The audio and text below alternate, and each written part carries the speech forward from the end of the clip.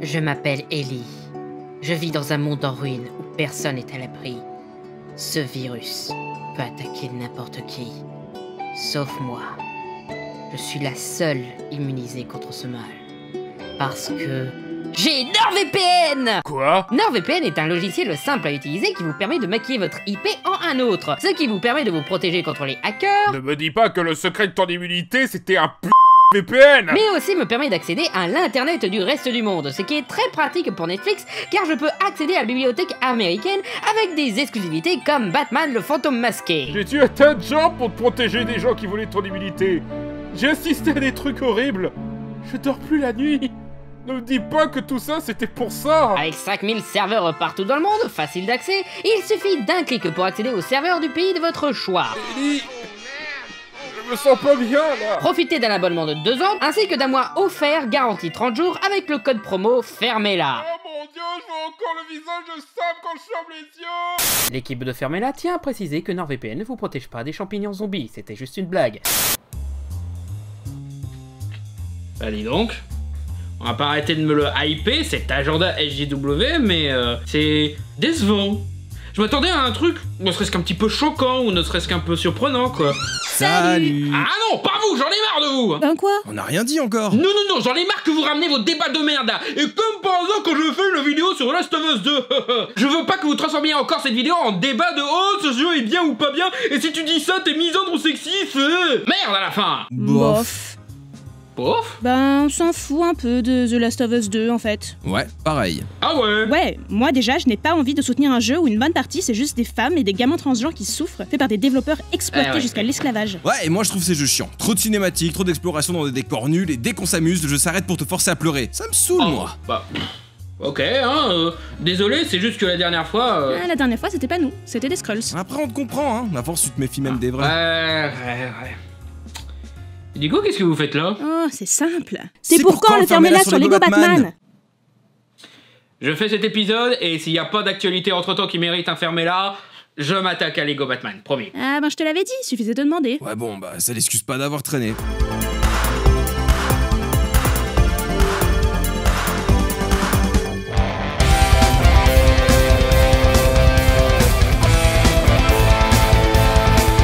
Donc, la suite tant attendue du jeu qui a marqué la fin de l'ère PS3 avec un bang, arrive enfin pour marquer la fin de l'ère PS4 avec un boom. En effet, le jeu est très polémique, c'est le cas de le dire. Les critiques sont très généreuses, mais on leur fait pas confiance. Et de l'autre côté, les joueurs sont très sévères, mais on leur fait pas confiance au vu de leur review bombe là. If it's disappointing in any way, I will spend every day of my life trashing it. Encore plus dingue, les polémiques viennent d'un peu de tous les bords, à croire que tout le monde s'est uni pour cracher sur ce jeu. Et j'ai bien sûr des choses à redire sur ces polémiques, mais pas au même niveau. Certaines sont complètement connes et nourries par des bébés qui devraient retourner chez leur mère et s'étouffer avec leur biberon. D'autres sont compréhensibles, mais peuvent apporter un petit peu de nuance. Et d'autres sont carrément dans le vrai et méritent d'être pointés du doigt. Par contre, je me dois de prévenir, je n'ai pas joué au jeu. C'est même pour ça que j'ai hésité à faire cette vidéo. Même le premier jeu, je l'ai sur PS4 remasterisé, mais je ne suis pas allé plus loin que ce passage où on se fait attaquer par les barbares du futur par manque de temps et d'envie. J'étais plus focalisé par les jeux de Telltale, les Batman Arkham, les Final Fantasy, les Tomb Raider, les Kingdom Hearts et... Ah oui, mon travail! Je n'ai pas toujours le temps de jouer aux jeux vidéo, encore moins les AAA tout juste sortis.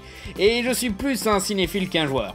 Pour dire, ces temps-ci, le jeu auquel je joue le plus, c'est ce jeu sur téléphone qui ressemble à Tetris. Et seulement quand je dois attendre la fin du chargement nécessaire pour le montage de ma prochaine vidéo. Donc ouais, ça pose un petit peu problème de faire une vidéo sur ce sujet sans avoir joué au jeu. Fort heureusement, la plupart des polémiques ne concernent pas directement le gameplay. Il semble même que les gens sont unanimes que le gameplay est bien fait. Non, les polémiques viennent principalement de l'histoire du jeu, de sa conception, de ses idées et de son concept. Chose que je peux évaluer en regardant les walkthroughs et les cinématiques du jeu pendant que je continue à bosser sur mes montages, ainsi que des articles. Donc si jamais vous avez l'impression qu'il y a un détail qui m'échappe, ça vient peut-être de là. Si vous voulez pas de l'avis de quelqu'un qui n'a pas joué au jeu... c'est de bonne guerre. Honnêtement, je le prendrais pas mal si vous préférez voir les vidéos de Jim Sterling sur le sujet, hein. Mais par contre, évidemment, spoiler, hein. Voilà, on parle d'éléments importants dans l'histoire, donc c'est un petit peu évident. Surtout que c'est le genre d'histoire où rien que ce qui se passe au début c'est un spoiler. Donc, nous allons parler de 5 polémiques entourant le jeu vidéo Last of Us 2. Et on va commencer par celle qui est indéniablement la plus conne. Vous savez, il y en a qui se plaignent que je traite tout le temps de sujets sociaux, LGBT, tout ça machin. Et c'est pas de ma faute si les polémiques autour de la pop culture de nos jours concernent surtout ces points-là, hein. Donc oui, encore ces débiles qui balancent des complots à la con sur « Oh, ils essayent de transformer les gens gays, transgenres. Ils veulent détruire notre précieuse culture hétérosexuelle avec des femmes belles. » Ces gens-là, ils peuvent aller bouffer de la merde. Ce qui me fait marrer, c'est que ces crétins homophobes sont les premiers à se plaindre de AJW qui se plaignent qu'à fumer raciste et veulent cancel n'importe quoi à cause des trucs politiques, alors que ce sont les premiers à faire chier sur un jeu vidéo, à appeler au boycott, décanoniser, exiger qu'on refasse le jeu entièrement, comme si c'était une commande chez McDo, juste parce que le personnage principal est gay, qu'un des personnages est transgenre, ou parce qu'un personnage féminin a des muscles. Parce que c'est pas possible d'avoir un vagin et des muscles, c'est biologique. Ces gens sont cons, transphobes, sexistes, homophobes, et, comble de l'ironie, confirment qu'ils n'ont même pas joué au premier Last of Us. Ellie est lesbienne depuis le premier jeu, je l'ai pas fini le premier jeu et même moi je le sais. On a eu tout un DLC sur sa romance avec Riley. Donc ce n'est pas une trahison de son personnage ou un changement pour faire plaisir au LJW, car ça a toujours été là. Je me demande si la raison pour laquelle ils s'en sont pas plaints pour le premier jeu, c'est parce que le premier jeu il date de 2013. Soit un an avant Gamergate, où les groupes toxiques de joueurs de jeux vidéo et des groupes d'extrême droite voulant profiter de leur névrose pour nourrir leur politique malgré le fait qu'ils n'ont jamais joué à Tetris une fois dans leur vie, ont inventé le terme LJW pour pouvoir se plaindre des féministes et LGBT en les faisant passer pour des ennemis de leur culture. Juste parce que certaines personnalités ont pointé du doigt l'aspect toxique de certaines communautés. Non mais s'il y a des gays dans ce monde post-apo, les gens vont pas se reproduire et ça va condamner l'humanité. 1. Ellie et sa copine élèvent un gosse à un moment du jeu. Mais apparemment c'est impossible à envisager pour vous des gays qui puissent élever des gosses. 2. L'humanité vient de survivre à un virus pandémique qui transforme les gens en zombies champignons. Je pense qu'ils peuvent survivre aux homosexuels, tu vois. 3, c'est une logique homophobe. L'idée que si on laisse les gays être gays, on va perdre le besoin de se reproduire et donc amener à la fin de l'humanité. D'après toi, ils viennent au monde comment, les homosexuels? Je veux dire quoi, t'imagines qu'ils poussent dans le sol? Genre c'est Timothy Green, le mec? Et puis c'est pas comme si les gens arrêtaient de se reproduire dans ce monde, hein. Même la copine d'Ellie est enceinte. Et pas de toi, je te rassure. 4. Si vous étiez vraiment inquiet par l'avenir de l'humanité dans l'univers de The Last of Us, vous critiqueriez plus le fait qu'Ellie bute des milliers de personnes au cours du jeu. Ensuite, le personnage de Lev, jeune garçon transgenre joué par Ian Alexander, qui, oh mon dieu, comme c'est ridiculement rare, est vraiment un jeune homme transgenre. Alors Hollywood, on se la pète toujours avec votre Danish Girl, là? Non, parce que déjà, t'avais le cinéma indépendant et les séries Netflix qui faisaient l'effort incroyable de recruter des personnes transgenres pour jouer des personnes transgenres, mais là maintenant, c'est les jeux vidéo qui font cet effort que apparemment t'es pas capable de faire. Et bien entendu, des crétins transphobes se sont aussi plaints de la présence d'un personnage transgenre, juste parce qu'il est transgenre. Ils ont tenté de justifier autrement, en expliquant que ça peut pas exister les personnes transgenres dans le monde de The Last of Us. Il y a plus d'hôpital, comment il a pu se faire opérer? Merci de confirmer que vous avez rien compris à ce que c'est la transidentité. Je veux dire, même moi qui ai beaucoup de lacunes sur le sujet, étant une personne cis évidemment, hein, mais même moi je sais que la transidentité ça nécessite pas forcément une opération. Quelquefois ça peut juste être des shoots de testostérone par exemple. Ce qui... non seulement est totalement plausible, mais aussi serait un concept intéressant pour un univers comme The Last of Us. Genre, t'imagines, ils ont récupéré des caisses entières de doses de testostérone, et des hommes se l'injectent pour pouvoir être plus forts contre les autres groupes, ou les zombies champignons et tout, et certains assignés femmes ont probablement profité du truc pour faire leur transition. Ou tout simplement, ils n'ont eu besoin d'aucune transition. Ils demandent juste à être identifiés selon le genre auquel ils se sentent le plus en phase. C'est d'ailleurs pour ça que t'as des personnes non-binaires qui s'identifient à aucun des deux genres. Ce qui compte pour eux, c'est se sentir bien dans leur tête et dans leur corps. Et je ne parle pas des crétins qui, dès qu'ils ont entendu parler de personnages transgenres, ils ont cru que le personnage en question était Abby. Personnage très critiqué, principalement pour ne pas ressembler à une vraie femme. En quoi? Parce qu'elle a des muscles et qu'elle semble badass? Au contraire, j'ai connu des femmes avec ce genre de physique, moi. Pareil, moi j'aime bien les femmes qui savent se battre. C'est quoi leur problème? Ça rend dit long sur l'image de la femme dans notre société qu'on est tellement conditionné à l'idée qu'une femme doit être belle, mince et sexy que certains refusent catégoriquement l'idée qu'une femme puisse avoir des muscles. Je veux dire, comment elles bougent leurs bras d'après vous? Genre, ça tient avec des fils de tampon ou quelque chose? Mais non, pour eux, elle a pas assez de seins, ses bras sont trop gros, ce n'est pas une femme, c'est un homme. Fuck you, fuck you, fuck you, fuck you, fuck you, fuck you, fuck you, fuck you, fuck you. Si, totalement, c'est une femme. C'est juste pas une top modèle juste bonne à vous servir de matière de masturbation. Et encore, tu sais, il y a certaines personnes qui aiment bien ce genre de physique un petit peu baraqué, hein. Faut pas juger, hein, chacun son type de femme, hein. Je veux dire, même dans le monde du jeu vidéo, c'est pas la première fois qu'on a une femme baraquée. C'est quoi ces soi-disant gamers qui prétendent que Zarya et Bridget de Overwatch ont jamais existé? Vous avez aussi oublié Rinka dans Fire Emblem, Estelle de Street of Rage, Makoto de Street Fighter, et Urbosa dans Zelda Breath of the Wild? Non, y a rien qui tilte là? Vous avez tout ça et c'est à peine maintenant que vous vous dites que c'est pas réaliste une femme avec des muscles? Mais c'est pas possible d'être aussi musclé sans salle de gym ou de protéines supplémentaires. Où elle aurait trouvé ça dans un monde post-apo? 1. Elle fait partie d'une armée qui a une salle de muscu et a sûrement des protéines à disposition aussi. 2. Elle vit dans un monde post-apo. La gym, c'est 7 jours sur 7 là-bas. Et j'aurais bien dit un truc du genre, oh mais ils sont chiants ces gens, s'ils veulent des nanas sexy, ils ont qu'à jouer à Dead or Alive au lieu de nous le faire chier. Parce que évidemment qu'ils ont l'embarras du choix dans les jeux vidéo, dans le cinéma, dans les hentai, dans les vidéos porno. Le problème c'est pas qu'ils ont plus de matière pour border, non. Le problème c'est que ils veulent pas que les femmes soient autre chose.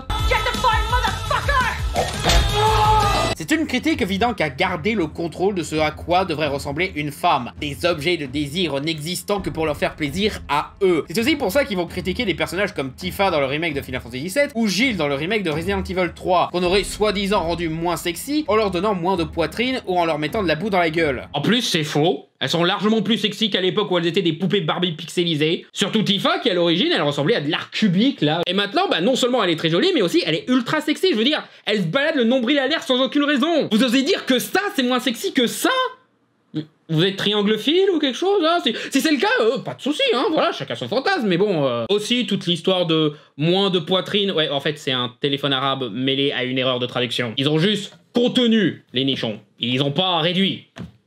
Ils lui ont donné un soutif, quoi. Ah, et puis la façon dont ils réagissent comme des gamins à propos de la scène de sexe... Oh, mais c'est dégueu de montrer une scène de sexe hétéro... mais c'est dégueu parce que la femme est trop musclée. Putain, mais la masculinité fragile, hein. Mais là, vous vous plaignez qu'on sexualisait pas assez Abby, bah voilà, estimez-vous heureux. Non, et puis ça en dit long sur le fait que vous êtes plus choqué par une scène de sexe avec une femme pas sexy que par le fait que ce connard trompe sa fiancée enceinte, là. Ces critiques partent du principe que les LGBT sont une déviance de la société, que si la société s'effondre, il y en aura plus. Ce qui...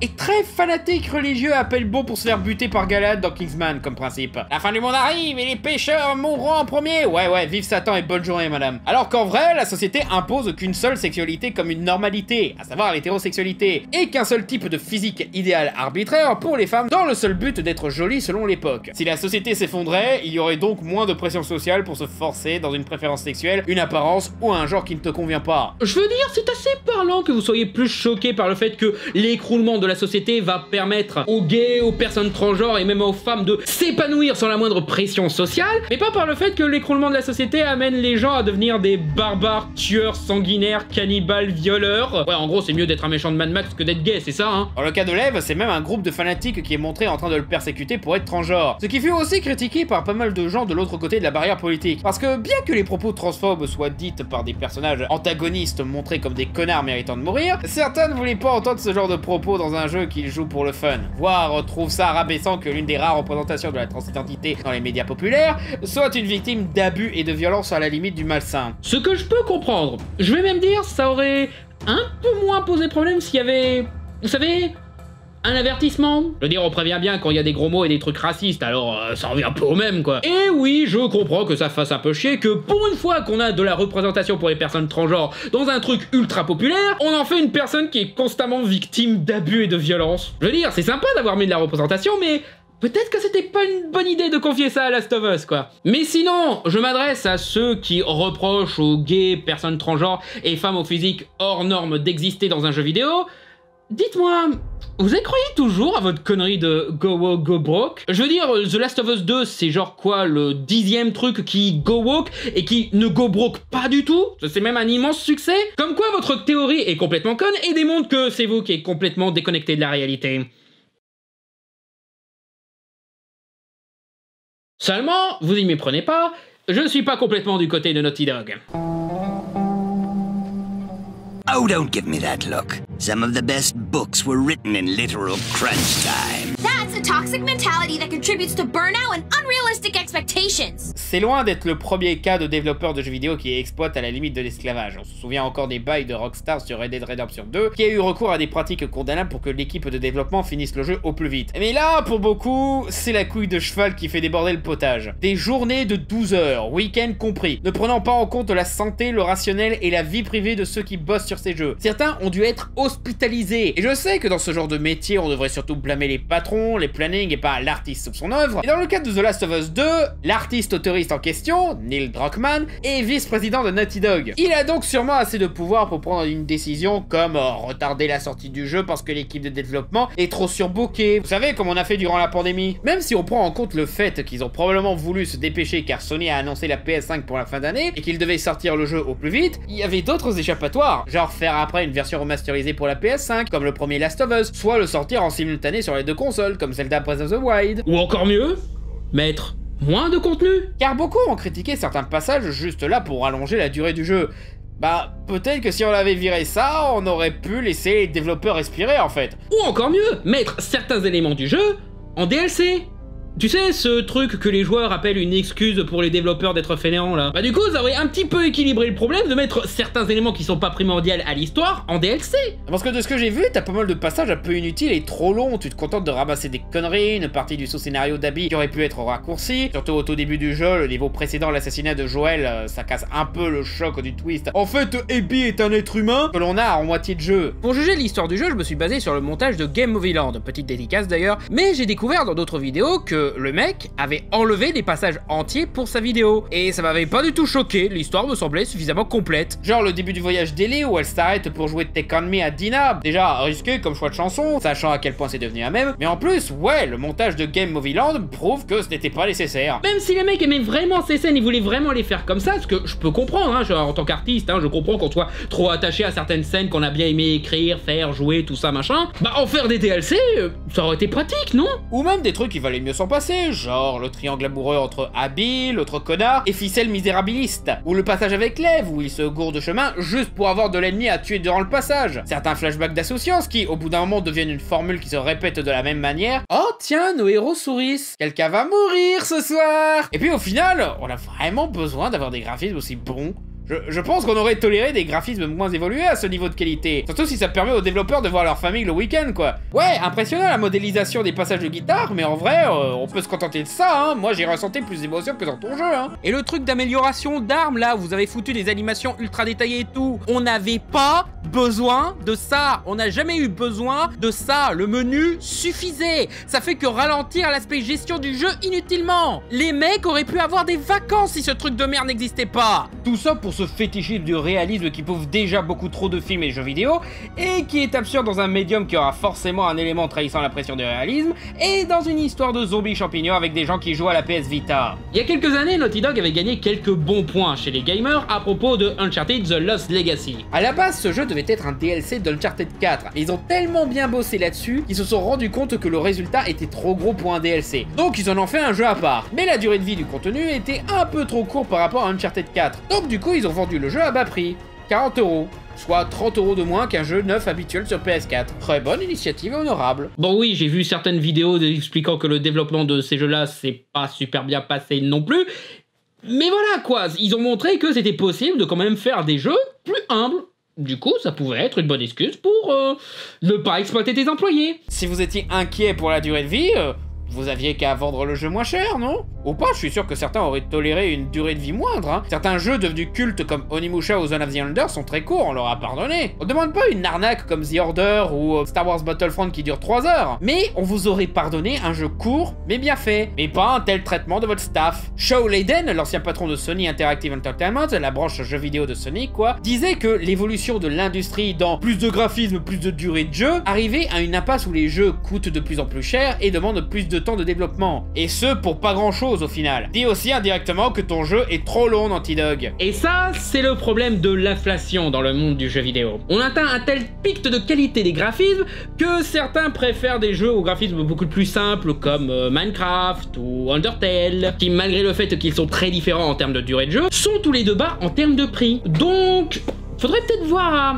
changer un peu nos priorités dans la conception des jeux vidéo, non? C'est impardonnable et ça démontre un gros problème dans la façon de penser la création artistique. Le fait qu'un vrai artiste doit forcément abuser de son staff. Que ce soit dans le jeu vidéo ou le cinéma, on a beaucoup de ces salauds qui sont purement sadiques avec leur équipe, pensant que ça rend leur film meilleur, mais non! Shining n'est pas bon parce que Kubrick a rabaissé et torturé psychologiquement son actrice, et parce qu'il avait du talent. Il pouvait faire un bon film sans être un connard. Des tas de super artistes arrivent à bien traiter leur équipe et à ne pas être des tortionnaires, et quand même faire de super trucs. Vous êtes juste nuls socialement. Donc ça, d'accord, ça on peut le reprocher à Neil Druckmann. Mais bien sûr, vous allez vous concentrer sur le fait qu'il est juif, hein. Non mais, assumez-le, hein. C'est marrant que c'est toujours les nazis qui ont les mauvais rôles. Pour le point suivant, encore une fois, spoiler, hein, je le reprécise au cas où quelqu'un l'aurait oublié, mais... Donc, parlons de la première explosion de rage de la part des fans. L'histoire de The Last of Us 2 commence par Abby, nouvelle protagoniste, qui, devant les yeux d'Ellie, tue Joel, héros du précédent jeu. Bien sûr, les fans ont été outrés. Comment osez-vous tuer notre personnage préféré? C'est pas juste! Il ne méritait pas de mourir! Je vous hais, scénariste! La mort de Joel était totalement logique. Je vais même dire, ça m'étonne qu'il ait survécu au premier jeu. Déjà, Joel, de base, est l'archétype de l'anti-héros fatigué par son monde en ruine, qui trouve la rédemption et une raison de se battre en protégeant un enfant. Archétype qu'on retrouve dans pas mal de films comme Les Fils de l'Homme, Logan, mais aussi des jeux vidéo comme The Walking Dead, le jeu de Telltale, assez similaire à Last of Us thématiquement et artistiquement. Et cet archétype est destiné à mourir à la fin de son voyage, pour que l'enfant continue le sien. Le vieux meurt pour que le jeune vive. Theo meurt, Logan meurt, et Lee meurt. Ces histoires sont des marches funèbres sur des héros déchus et agonisants qui règlent les détails de leur héritage avant de mourir. Et Joel suit complètement le chemin de ces archétypes. Au point que dans le dernier acte du premier jeu, quand il prend Ellie dans ses bras, inconsciente, et se fait poursuivre par les troupes armées des Lucioles et tout, j'étais persuadé que ça allait finir sur sa mort. Entre l'archétype, la musique triste, la situation semblant n'avoir aucune échappatoire, le fait que Joel semble très fatigué par tout ce qui se passe, limite agonisant, c'est des très derniers combats de Zack dans Final Fantasy VII Crisis Core, vous voyez? Spoiler aux 2-3 mecs qui connaissent pas par cœur l'histoire de Final Fantasy VII, à ce qui paraît vous existez. Mais non, la fin prend une autre tournure. Ce qui n'est pas une critique, non, ça a tout de même du sens que Joel renonce au destin de cet archétype et change les choses, quitte à condamner l'humanité. Parce que ouais, parlons un petit peu de ça. Joel méritait un petit peu de mourir en fait. Je mets entre guillemets parce que je ne dis pas que ça existe des gens qui méritent de mourir dans le vrai monde, hein. Mais en tant que personnage fictif où la vie et la mort sont moins graves et servent une histoire, d'un point de vue thématique et vu comment le monde de The Last of Us est cruel, eh ben c'est un petit peu logique qu'il meure. Sans approuver un acte aussi insensé et barbare que la vengeance, je comprends pourquoi Abby tue Joel. Je comprends que son groupe déteste Joel. Je vais même dire, je comprends pourquoi la raison de la mort de Joel est utilisée comme un twist. De ce qu'on en voit, les Lucioles n'étaient pas du tout des gens maléfiques. Ils voulaient sincèrement sauver le monde, à leur façon parfois désespérée. Certains peuvent toujours prétendre que, si ça se trouve, le vaccin pour sauver l'humanité qu'ils voulaient créer en tuant Ellie aurait sûrement servi comme un moyen de prendre le contrôle sur le reste de la population. Mais ça reste une supposition que le jeu ne soutient aucunement. Donc, ouais... Joel a condamné l'humanité à cohabiter avec un virus ultra dangereux ou à se faire décimer par elle. Et dis ouais bah... Je comprends un peu qu'on veuille sa peau, hein. Je dis pas non plus que Joel n'aurait pas dû sauver Ellie, hein, c'est typiquement le dilemme du tramway ce qu'il a fait. Il a choisi entre sauver une seule personne qu'il aime et sauver des millions de gens qu'il ne connaît pas. Aucun choix n'était bon, aucun choix n'était mauvais, mais je comprends la colère de ces tortionnaires aussi. Même pour Ellie, la sauver lui a fait limite plus de mal, car il a enlevé sa chance de donner un sens à sa condition qui aurait justifié à ses yeux la mort de ses êtres chers et tous les trucs horribles qu'elle a subis, condamnant Ellie à une vie sans sens. J'aurais dû mourir dans cet hôpital. Ma vie aurait enfin eu un sens. Mais t'as tout foutu en l'air. Au premier abord, bien sûr, hein, c'est son syndrome de survivant qui parle, là. Elle peut toujours se trouver un nouveau sens, fonder une famille, tout ça, tout ça. Mais voilà, il y a cet autre point où je vais pas me faire des copains, c'est... Joel est un peu un énorme connard. C'est possible que cet avis soit motivé par le fait que je n'ai jamais trouvé le mec attachant dans le premier jeu. Je le déteste pas, j'avais de la peine pour lui quand il a perdu sa fille, mais ça s'arrête là. Le reste du premier jeu, il est chiant et détestable. Même sa relation avec Ellie, je la trouve pas des masses bien développée ou touchante. Je n'ai pas senti la transition du grincheux solitaire au père aimant. Je vais même dire que le sauvetage d'Ellie, je le voyais pas comme un acte d'amour, mais l'acte d'un mec qui accepte pas le deuil et reste coincé à l'étape du marchandage en protégeant au-delà du raisonnable une fille de substitution.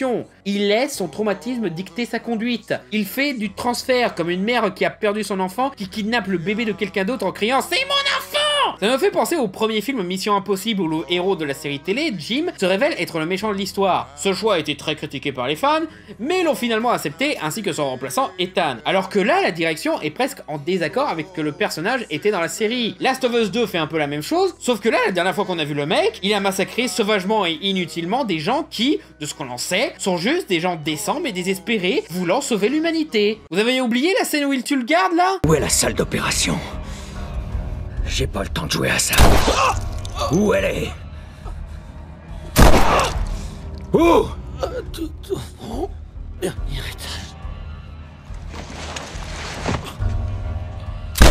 Ou même sa façon de tuer ce chirurgien, genre, mec, l'assommer aurait suffi. C'est un chirurgien, quoi, merde. Le scalpel dans la carotide d'un docteur, c'est très fucked up, man. Le jeu n'a même pas cherché à rendre Joel héroïque ou quoi. Il montre bien qu'il est ignoble dans son action. Il tue Marlène, qu'il est supplié de pas la tuer. Ce mec est un psychopathe. À ce stade, c'est clair et net que c'est volontaire de la part des créateurs du jeu de montrer Joel comme un sombre trou de cul.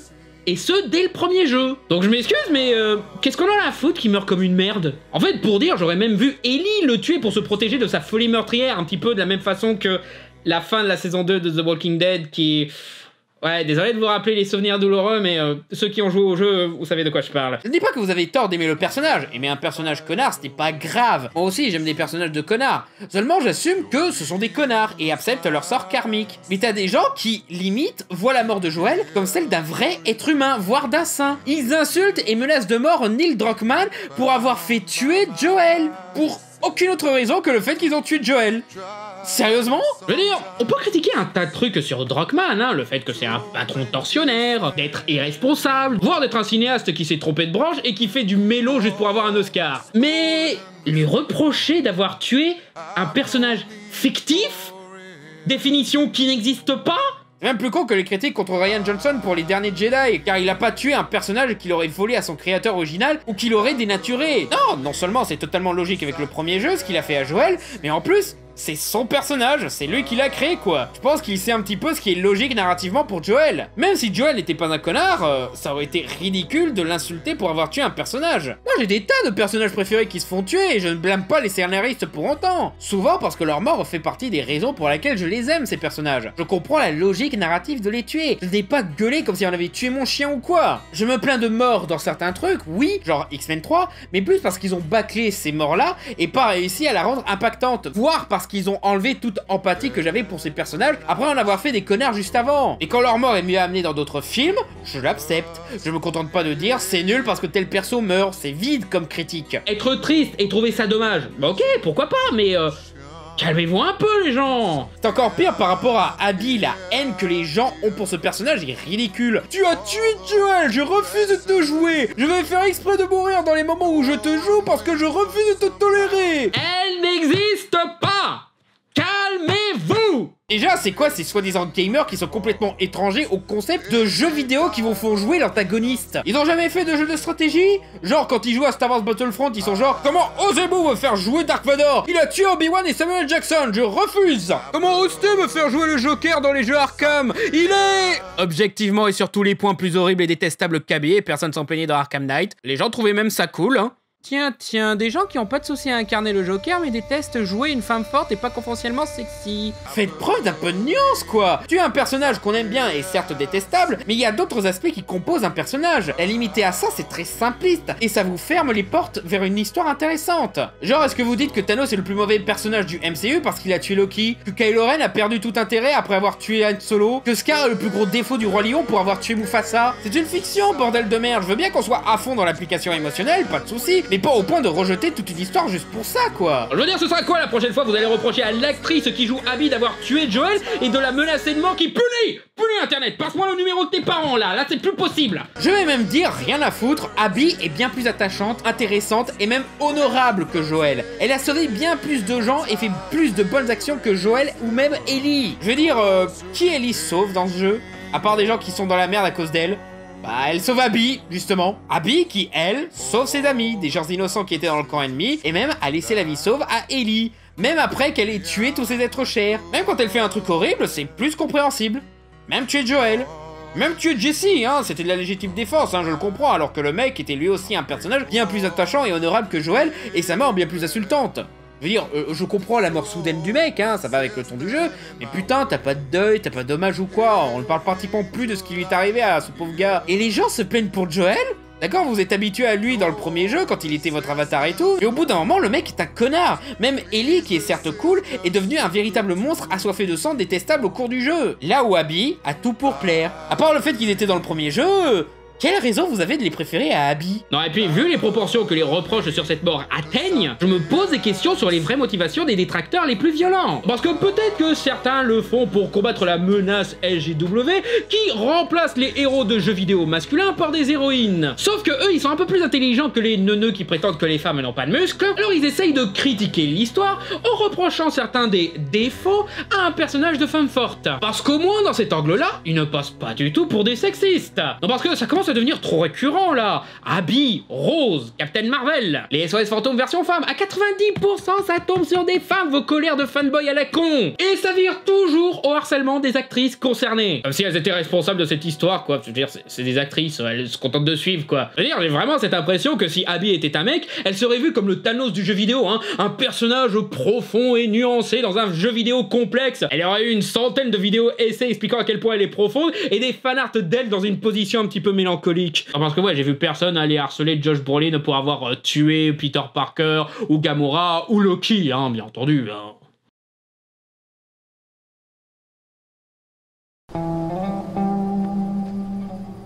Ah!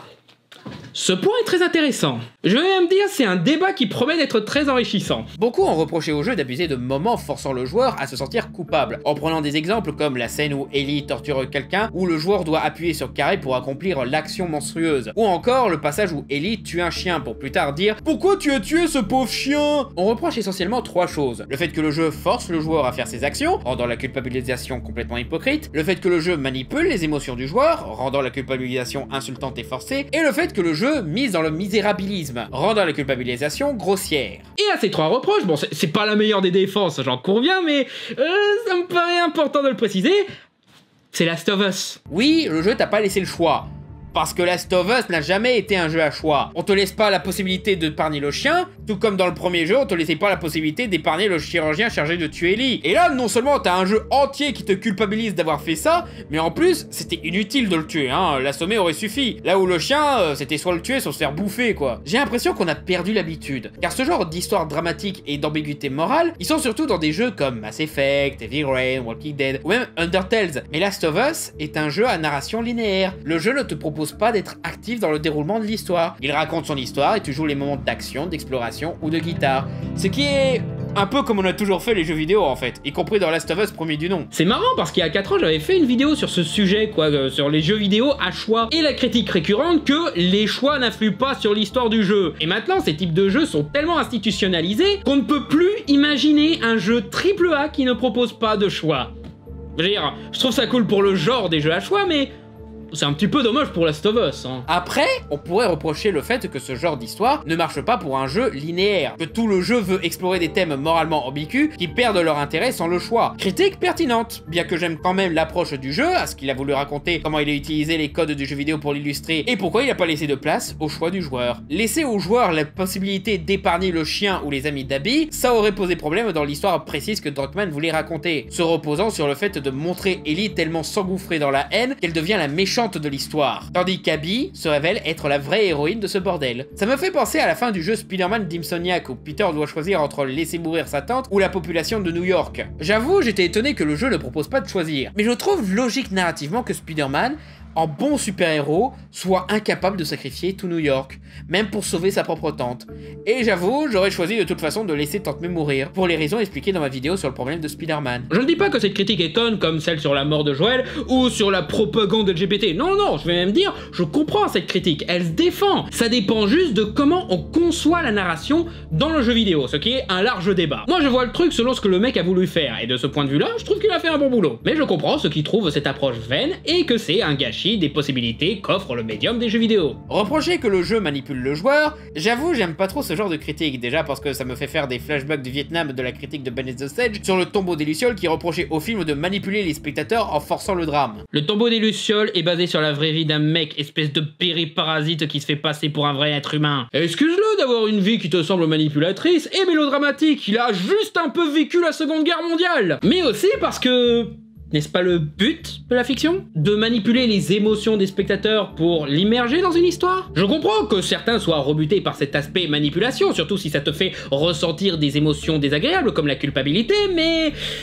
C'est Last of Us! Le premier jeu aussi était bourré de moments qui manipulent le joueur. Comme je l'ai dit, tuer le chirurgien et le garde revient un peu à la même chose qu'avec le chien. Ou même la scène des girafes qui, encore une fois, un passage où nos héros passent du bon temps, ça va péter bientôt. La fiction en général utilise tout le temps ce genre de choses pour procurer de l'émotion chez le spectateur. Ça n'a rien de nouveau. Donc je ne trouve pas ça très pertinent de reprocher au jeu de chercher à te faire ressentir des émotions. Encore moins de le reprocher spécifiquement à Last of Us 2. Par contre, on peut critiquer que ces astuces pour manipuler le joueur sont grossières, voire éculées. Là, ça me semble plus intéressante comme critique. Et dans le cas de The Last of Us 2, ça se défend complètement, car il prend pas des pincettes dans les moments tragiques. C'est juste que, encore une fois, on peut aussi le reprocher au premier Last of Us. Oh, ils sont jolis les girafes! Mais pourquoi l'entrée du zoo demande de payer en bonheur, je comprends pas? Je ne dis pas ça pour minimiser les erreurs du 2, je dis même qu'on peut reprocher ça à toute la licence, cette grossièreté narrative. Tout ce que je dis, c'est que je trouve ça bizarre que ça gêne maintenant. Si vous critiquez ça pour le premier jeu, bah ok. Ah, tu vois, ça au moins ça me paraît honnête. Mais certains, ils donnent l'impression d'avoir découvert ça tout d'un coup dès que Joel s'est fait tuer.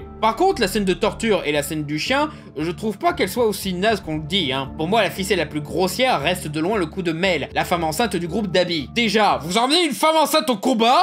Vous êtes sérieux? D'accord qu'elle insiste, mais empêchez-la un peu, je sais pas moi, attachez-la ou quelque chose. Mais en plus, la nana, elle existe juste pour ça, pour être la femme enceinte qu'on va victimiser à donf, juste pour rendre son sort choquant. C'est juste... exagéré. Au bout d'un moment, tu me largues à faire de la surenchère de saloperie, Darkman. Et puis au bout d'un moment, je veux bien faire des parallèles entre Abby et Ellie pour montrer qu'elles sont similaires, tout ça. Mais de là à ce qu'elles aient toutes les deux un triangle amoureux comprenant une femme enceinte, faut se calmer un peu, hein. Surtout que cette histoire-là, entre l'autre connard qui trompe sa copine enceinte avec Abby et Mel qui blâme Abby, bof. Le mec arrête pas de jouer au ping-pong avec vous deux. C'est peut-être lui qui devrait se faire engueuler, non? En plus, le triangle amoureux d'Ellie est moins chiant. Les trois personnages sont très attachants et ont une bonne personnalité. Et ils ne sont pas emmerdants sur l'aspect « tu te tapes ma copine ». Le mec essaye même pas de s'octroyer le droit exclusif de Dina parce qu'elle porte son enfant. Non, même en sachant ça, il met le bonheur de la jeune femme en priorité. Même si c'est avec quelqu'un d'autre que lui. Franchement, Jesse, full bon gars, hein.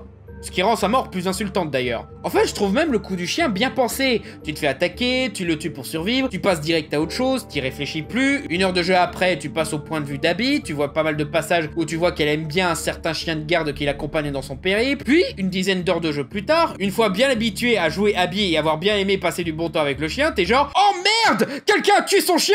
Mais qui est le connard qui... » Oh. Oh. Merde. Non, je suis désolé, Ellie, mais t'es la méchante de l'histoire, en fait. Je te déteste, Ellie, maintenant. Sans problème, je t'éclate. Non, parce que, ouais, j'ai pas l'impression que le jeu essaye de te culpabiliser.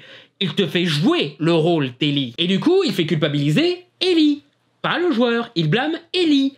Pas le joueur. Ellie qui, elle, dans le contexte du jeu, a le choix de ses actions. Donc c'est normal de la blâmer pour sa rage meurtrière. Mais Ellie n'est pas le joueur. Ellie est un personnage à part entière. C'est pas pour rien que le passage culpabilisant l'acte d'Ellie, c'est après avoir bien habitué le joueur à être dans la peau d'Abby. Et juste avant de nous faire affronter Ellie en boss. J'ai plus l'impression que le jeu te fait détester Ellie en tant que personne plutôt que blâmer le joueur. Il aurait peut-être culpabilisé le joueur si c'était un jeu à choix, encore une fois. Ce qui, ouais, ça aurait peut-être été mieux en général, mais voilà, pour un jeu linéaire, ça reste intéressant selon moi. Et puis si vous voulez décider de la vie ou de la mort de chien, vous avez Undertale, hein. Quant à la critique de misérabilisme, tous ensemble, c'est Last of Us. C'est pas une mauvaise critique du tout, je l'ai bien démontré à propos de Mel, je vais même dire, d'autres moments comme la scène du zèbre, la maltraitance de Lev et tout, sont aussi très misérabilistes, au point d'en être saoulant. Tout ce que je dis en contraste, c'est que c'est aussi un problème qu'on peut reprocher au premier jeu. Genre, vous vous souvenez de Sam et Henry? Vous vous souvenez de la mort de la fille de Joel? C'était presque malsain avec la gamine qui pleure tandis qu'elle agonise, limite elle supplie la pauvre. Eh, c'est tellement misérabiliste qu'ils ont pris le mec qui a fait la musique de 21 grammes pour dire, même le titre, The Last of Us, les derniers d'entre nous. Ce qu'on peut traduire par He's dead, Dave. Everybody is dead. Everybody is dead, Dave. Wait. Are you trying to tell me everybody's dead? Ou encore, mon plus gros problème avec l'histoire de ces jeux, il n'y a jamais de réconfort. C'est que douleur, dépression et tristesse à la chaîne. Même les moments heureux, c'est là que pourrait être complètement détruit quelques instants après et rendre les moments tristes que plus tristes. Ce qui est bien à faire une fois, mais là on approche de la dizaine. Au bout d'un moment, It's the perfect blend of heart and heartlessness. Tout sert qu'à rendre les personnages dépressifs. Je crois que même Heavy Rain n'était pas aussi forcé et pourtant... Comment est-ce que je pourrais oublier que mes 2 fils sont morts par ma faute? Je veux que tu me fasses un enfant. Et c'est encore. C'est même pour ça que je n'aime pas spécialement Joel et que je comprends pas pourquoi tant de gens disent que c'est un si bon gars. En fait, tu sais quoi? Je crois que j'aime pas Last of Us. Je veux dire, vous y prenez pas, hein, je dis pas que c'est un mauvais jeu, du tout. Et j'ai même envie de dire, le 2, il a l'air même meilleur que le premier jeu. Le gameplay a l'air mieux travaillé, l'histoire a l'air d'avoir une thématique qui donne du sens à tous les moments horribles qui se passent dans son histoire. Mais même lui, même s'il y avait pas cette histoire de crunch, ce serait pas dans mes priorités niveau achat de jeux vidéo, quoi, tu vois. J'ai pas encore pris le temps de jouer à Shadow of Colossus, alors priorité... Ouais, pour ceux qui suivent mes gags, 4 ans après, toujours pas pris le temps d'y jouer. Donc, que ce soit l'aspect linéaire, le rapport entre joueurs et personnages, ou le côté misérabilisme, c'est un débat fascinant dont je serais très curieux de voir d'autres arguments pour l'alimenter. Mais bon, que j'aime ou pas Last of Us, une critique abusée reste une critique abusée. Donc après tout un jeu à tuer des armées entières de connards et de zombies champignons, Ellie arrive enfin à sa confrontation finale contre Abby. Elle est sur le point d'avoir sa vengeance quand soudain, elle arrête. Elle s'écroule, arrive enfin à pleurer et à vraiment faire son deuil de Joel et dit à Abby de partir. Quoi? Après tout ça, elle n'a même pas le droit à sa vengeance? Non! Mon cul! Ellie mérite de se venger! Tiens, je prends une sauvegarde où je joue Abby et je laisse Ellie me tuer, voilà! Sérieux? La vengeance, c'est bien maintenant? Déjà, aucune bonne histoire de vengeance ne devrait se terminer sur l'approbation totale de l'acte de vengeance. Aucune! Moby Dick ne finit pas sur Akab qui arrive à tuer la baleine le sourire aux lèvres. Spider-Man 3 ne finit pas sur Peter qui tue l'homme sable pour se sentir mieux. La planète des singes de suprématie ne finit pas sur César qui tue le colonel avec gloire. Batman Begins ne permet pas à Bruce de venger ses parents. Même les histoires où le héros se venge montrent soit que sa vengeance ne valait pas le coup et n'a pas ramené ses êtres chers à la vie, ça a juste enlevé le dernier sens à sa vie qui lui restait, soit sert pour un bien commun, ce qui en fait une justice. Je veux dire, regardons ce que la quête de vengeance a apporté à Ellie. Elle est devenue une meurtrière sadique, elle a perdu tous ses amis, et même la femme qu'elle aime l'a abandonnée car elle ne pouvait plus supporter une vie de haine et de souffrance. Justement, parce qu'elle a tout perdu, elle devrait avoir le droit de la tuer. Alors c'est un petit peu la honte parce que c'est un mec qui n'a pas joué au jeu qui te le demande, mais t'as pas suivi le chemin parcouru? Chercher à la tuer ne lui a rien apporté. Elle a plus perdu que gagné dans l'histoire. La tuer lui apportera encore moins. Revenge is a fool's game. Tout le passage où on joue Abby montre que ça aurait apporté une personne bien de moins dans ce monde pourri. Non et puis c'est même pas cohérent avec la critique sur la mort de Joel quoi. Parce que si après tout ce qu'Ellie a subi elle mérite de se venger, bah alors Abby méritait de se venger et de tuer Joel aussi hein. Justement, on a vu la preuve ultime que la vengeance c'est horrible. Et maintenant on l'approuve quand c'est au tour d'Ellie. Je n'ai rien appris du tout. Je vais même dire, comme dans le jeu Spider-Man avec le coup de l'antidote, si le jeu m'avait laissé le choix entre tuer ou non Abby, je l'aurais laissé vivre. L'histoire m'a convaincu qu'Abby était une bonne personne malgré sa colère meurtrière qui a amené à tuer un personnage qui, de toute façon, l'avait vu venir. Mais même pour Ellie, sa quête de vengeance l'a changé en monstre et je voulais que ça s'arrête. J'étais pratiquement soulagé de l'avoir finalement laissé tomber, se rendre compte que tuer Abby n'a plus aucun sens maintenant et que ça ferait que créer plus de souffrance. Ne pas se venger est aussi important pour Ellie que pour Abby. Tu dois arrêter de foutre la merde puis te sentir mal juste après, comme si ça excusait ce que tu avais fait. Et à ceux qui disent mais c'est chiant à nous faire la morale sur la vengeance. Questionner ou enseigner une morale dans une histoire, ça existe depuis la nuit des temps. Si t'aimes pas qu'une histoire ait une morale, un thème ou un message, arrête la fiction en général. Hey, c'est une histoire de zombies, typiquement le genre le plus métaphorique en termes de message politique, social et moral. Les George Romero, pilier du genre, ça a utilisé les zombies pour parler de racisme, du capitalisme, la paranoïa, le Vietnam, etc. Combien de fois faut répéter peut-être que c'est nous les vrais monstres dans ce genre d'histoire pour qu'on comprenne enfin que c'est un peu à ça que ça sert les histoires de zombies. Ouais, mais du coup, on a fait tout ça pour rien. Ça, encore une fois, this is Last of Us! Dans le premier jeu aussi, Joel qui empêche le vaccin de se faire, ça montre qu'on a fait toute cette aventure pour rien. Même par rapport à Ellie qui dit à la toute fin du jeu que toute la souffrance qu'elle a subie, n'a servi à rien finalement. Et puis, une fin où rien n'a été accompli n'est pas forcément mal, c'est juste une fin tragique et nihiliste. Des tas de super films dramatiques se finissent avec la frustration d'avoir fait tout ça pour rien. Je ne vais pas te donner ce happy end. Tu vas devoir vivre avec la saloperie que tu as faite pour le restant de tes jours. Il faut que tu saches que jamais, oh non jamais, ce que tu as fait te sera excusé. Même des jeux vidéo jouent sur cette frustration que tout ce qu'on a fait n'a servi à rien. C'est cliché à dire, mais l'important ce n'est pas la destination, c'est le voyage. Le but du premier Last of Us était pas de sauver l'humanité, mais de développer la relation père-fille de nos protagonistes. Et le but de The Last of Us 2 n'est pas la vengeance, mais le deuil, la douleur et l'inutilité de la violence. Les jeux vidéo ont un peu dépassé le stade du objectif fait « Tu as gagné en congratulation !» On peut ressentir une toute autre palette d'émotions pour avoir fini un jeu que la pure satisfaction de la victoire. Trouve ton insinuation que je ne peux pas m'éclater et poser des questions condescendantes. Ouais, mais c'est con de nous faire la morale sur la violence alors que le jeu rend la violence si fun. Ouais, ok, celle-là, elle se tient. Les phases de gameplay proposent beaucoup de moments de violence spectaculaires, et donc fun, là où l'histoire est encore une fois très misérabiliste, rendant la violence réelle et douloureuse. C'est une critique pertinente de la forme, ou plutôt les mécanismes, qui desservent le fond du jeu. Moi, je suis assez habitué à la différence entre la diégèse du gameplay et celle de l'histoire, surtout avec les RPG, mais ouais, le jeu essaye tellement d'être réaliste, encore une fois au point de détruire la santé de son staff, que cette différence est plus critiquable. C'est un autre débat intéressant sur le jeu vidéo et le gameplay extra ou intra-diégétique qui mérite d'être exploré. Je rejoins aussi à moitié la critique du fait qu'Ellie change d'avis subitement sans réelle bonne raison. Moi je l'ai accepté émotionnellement en me disant qu'elle arrêtait parce qu'elle en avait assez de cette violence, mais ouais, ça aurait pu être mieux amené. Par exemple avec un truc tout con, qu'Ellie se rende réellement compte de ses similitudes avec Abby. Parce que le jeu nous le montre à nous, mais pas vraiment aux personnages qui eux détournent toute possibilité d'humaniser leurs adversaires par une blague ou un des personnages qui dit on s'en cogne. C'est l'une d'entre eux. C'est une belle salope. Pourquoi ils sont pas allés jusqu'au bout? C'est pas important. Ils ont eu tort.